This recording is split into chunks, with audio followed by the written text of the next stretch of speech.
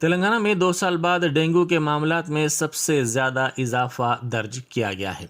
سال 2019 میں 13,000 معاملات ریاست میں درج کیے گئے تھے۔ گزشتہ 2 سال سے متاثرین کی تعداد میں کمی دیکھی گئی تھی، تاہم بارش کی وجہ سے مچھروں کی تعداد میں اضافہ درج کیا گیا، جس کے نتیجے میں ڈینگو کے معاملات میں اضافہ ہوا ہے۔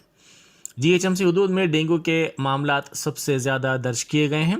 ڈینگو کے سبب پلیٹلیٹس میں کمی ہو جاتی ہے۔ ڈینگو سے متاثر ہونے والے پلیٹلیٹس کی کمی کا سامنا کرتے ہیں۔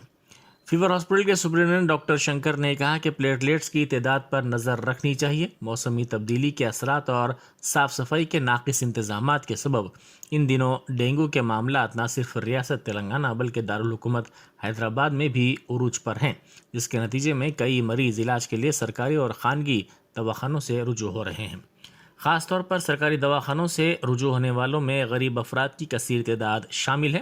ان کا کہنا ہے کہ وہ ابتدا میں خانگی دواخانوں سے رجوع ہوئے، لیکن انہیں افاقہ نہیں ہوا اور علاج پر بھی کافی رقم خرچ ہو رہی تھی، جس کی وجہ سے انہوں نے ڈینگو کے لیے بہتر علاج اور مجبوری کی حالت میں سرکاری دواخانوں کا رخ کیا ہے۔